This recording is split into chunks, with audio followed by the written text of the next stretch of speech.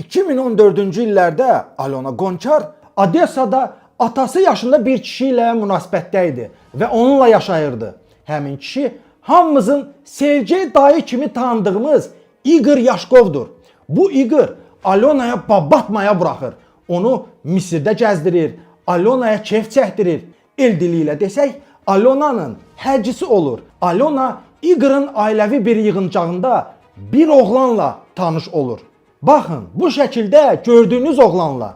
Bu oğlan Alonaya narkotiki təşkil edən şəxsdir. Adı da Denis'tir. Deniz həmin o Igor dayının bacısı oğludur. Разраб наркотики, мужики, кальян, Денис. Bu fotoda Alona Igor dayının qucağında oturub. Yanındakı isə həmin Denis'tir.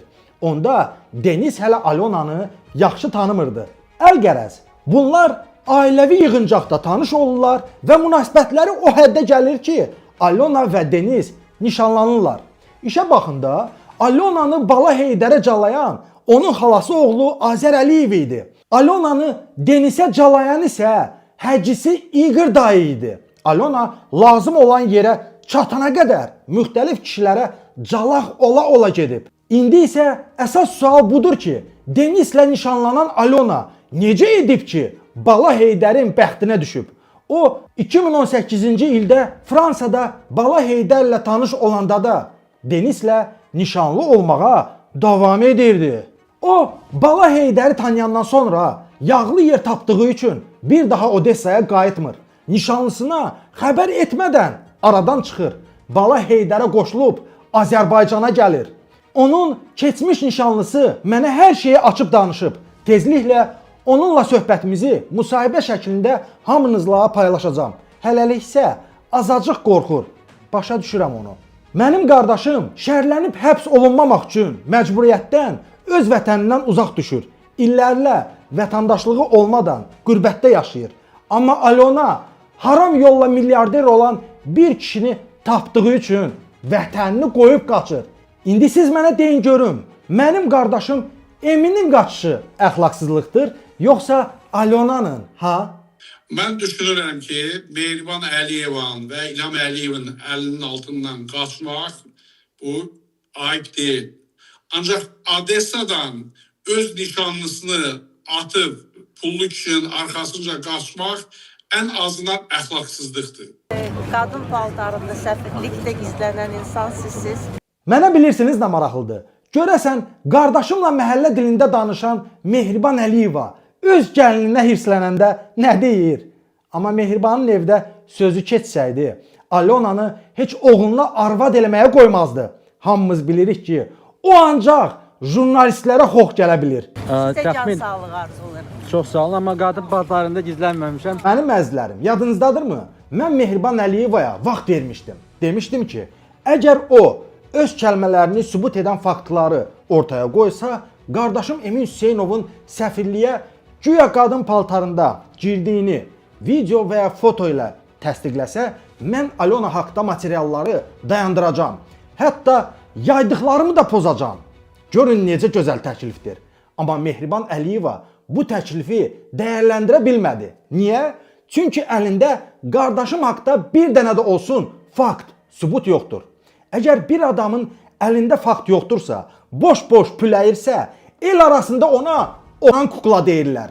Mehriban Əliyeva məni heç təəccübləndirmədi. Çünki birinci dəfə deyil ki, boş-boş yalan danışır. Bu ailə bir dəfə də olsun xalqa düz məlumat verməyib. Onların əlində qardaşım Eminin səfirliyə necə girdiyi haqqında fotoları olmasa da, məndə var. Yaxın oturun. Bugün sizə iki qaçış hekayəsi danışacağım. Biri qardaşımın qaçışıdır, biri isə Alonanın. Artıq hər kəs bilir ki, bu mənim mərd qardaşım Emin Hüseynovdur. Emin indi gündəmdədir və hamı məndən soruşur ki, bu Əliyevlər Emindən niyə belə yanıqlıdılar? Bunun bir səbəbi Alona olsa da, başqa bir ciddi səbəb də var. Vaxtilə İlham Əliyev Emin Hüseynovu şərləyib həbs eləməyə çalışsa da, əlində qalmışdı. Emin İlham Əliyevi barmağına dolamışdı. Mənim qardaşım 2003-cü ildən etibarən meydanlarda jurnalist kimi iştirak edib. çəkilişlər edib, azadlıq meydanında döyülüb. 2005-ci ildə siyasətdə özünü sınayıb. Mən də Emindən ilhamlanıb siyasətə maraq göstərmişəm, vətəndaş cəmiyyətinə qoşulmuşam. 2014-cü ildə İlham Əliyev ölkədə növbəti repressiya dalğasına başlamışdı. Bir çox tanınmış hüquq müdafiəçisi və jurnalist həbs edilmişdi və qardaşım da qara siyahıdaydı. İlham Əliyev onu da həbs eləməyə çalışırdı. Amma qardaşım Əliyevin həbsxanasında girov qalmaq istəmədi və həbs olunmamaq üçün hansısa dövlətə sığınmaq qərarı verdi. Amma bu olduqca çətin bir qərar idi. Çünki İlham Əliyev Eminin ölkədən çıxışına qadağa qoymuşdu. Emin heç yerə çıxa bilmirdi. Evinə, iş yerinə polis axtarışa gəlmişdi. Lakin qardaşımı tapa bilməmişdilər.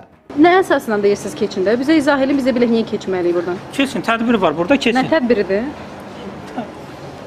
Düşün aşağı. Niyə görə? Düşün aşağı. Tərk edin buranı da. Başa düşmürsünüz.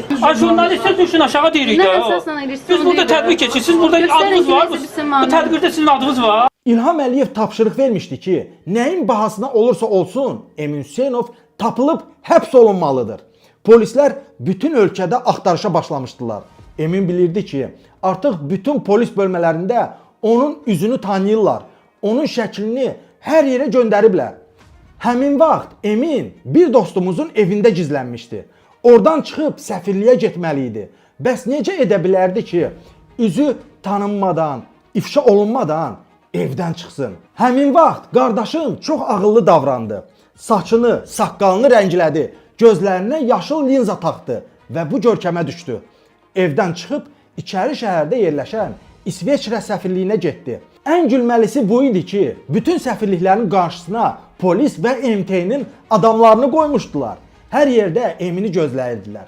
Emin səfirliyin binasına yaxınlaşanda onu polislər saxladı. Amma tanıya bilmədilər. Elə zənn etdilər ki, xarici turistdir. Polislər Emindən pasportunu istədilər. O da ingiliscə cavab verdi ki, pasportum səfirlikdədir. Gedək götürün verim. Və qardaşım o boyda eşşək polislərin gözü qarşısında səfirliyə girir, bir daha oradan çıxmır. Polislər və o vaxtki MTN sonradan başa düşürlər ki, bu elə Emin imiş, amma artıq gec idi. Bəli, bu gördüyünüz fotolar Eminin səfirliyə girdiyi gün çəkilib. Diqqətlə baxın, qadın paltarı geyinmiş adam sifətinə oxşayırmı? Əlbəttə ki, yox. Emin sadəcə olaraq polislərə yaxşıca kələk gəlmişdi. Bu hadisə İlham Əliyevə məruzə ediləndə o şok keçirdir. Bu əməliyyatı yarıda bilməyən bütün polis işçilərini işdən çıxardır. İlham Əliyev özünü lox kimi hiss edir. Emini 8 ay səfirlikdə yaşamağa məcbur qoyur. Amma sonra İsveçrə və Azərbaycan hakimiyyəti arasında danışıqlar nəticəsində onun ölkədən çıxmasına razı olur. Amma bir şərtlə İlham Əliyev İsveçrə prezidentinə bildirir ki, qardaşımı Azərbaycan vətəndaşlığından çıxaracaq. Çünki o özünə sığışdıra bilməzdi ki, Emin bir Azərbaycan vətəndaşı olaraq onu şeyinə dolasın. Həmin vaxt İlham Əliyevin əlindən ancaq bu gəlmişdi. Elə o vaxtdan da ailəlikcə qardaşımdan yanıqlı qalmışdılar. Çünki həlləm aktivist, jurnalist Əliyevləri belə dolaya bilməyib. Amma qardaşım bunu bacarıb. Hüquq müdafiəçisi Emin Hüseynov saxta ittihamlarla üzləşəndən sonra İsveçrədən sığınacaq istəyib və Azərbaycan vətəndaşlığından məhrum edilib. Bu da səhv informasiyaya əsaslanır. Bu şəxs mənə məktub yazaraq onu vətəndaşlıqdan məhrum etməyi xahiş edib. Bu, Azərbaycan qanunvericiliyinə əsasən edilib. Onu bir neçə ay səfirliyində gizləndiyi İsveçrənin Xarici İşlər Naziri bura gələrək öz təyyarəsi ilə İsveçrəyə aparıb. Heç kim onu vətəndaşlıqdan çıxarmayıb. Bu yenə də daha bir yalandır. Mehriban xanım, sual vermək olar, ölkədə demokratiyanın durumu ilə bağlı. Mənim adım Emin Hüseynovdur, jurnalistəm. Qadın paltarında səfirlikdə gizlənən insan sizsiz. Sizə can sağlığı arzulayırım. Mehriban Əliyevanın küçə uşağı kimi cırnamağın da səbəblərindən biri bu idi. 12 ildir ki, bu ailə qardaşımın repressiyadan qurtulmağını həzm edə bilmir. Mehriban Əliyeva üzündəki qırışları açmaq üçün o qədər üzünü dartdırıb ki, axırda beyninin də qırışları açılıb. Ona görə ağlına ancaq qadın paltarı ilə məzələmək gəldi. Qadın paltarında səfirlikdə gizlənən insan sizsiz. O boyda vitse-prezident düşünüb, daşınıb, jurnalistin sualına ağıllı bir cavab tapa bilmədi. Burada əsas mövzu Eminin əynindəki paltar deyil. Əsas sual budur ki, niyə bir ölkənin jurnalisti məcbur qalıb səfirliyə sığınır? Niyə başqa ölkədə didərgin həyat yaşayır? Cavab isə sadədir. Çünki Oğraş Əliyevlər müstəqil bir jurnalisti şərləyərək ömründən 10-15 il oğurlamaq istəyirdilər. Həyatını məhv eləmək istəyirdilər. Mehriban Əliyeva dolayı da olsa bunu etiraf elədi. İndi isə sizə növbəti seriyamızın kiçik bir spoilerini verəcəm. Bala Heydərin tibbi kağızları mənim əlimə keçib. Məlum olub ki, o ata ola bilməz. Ona görə də sual yaranır. Alona Əliyevanın uşaqları kimləndir? İzləmədə qalın.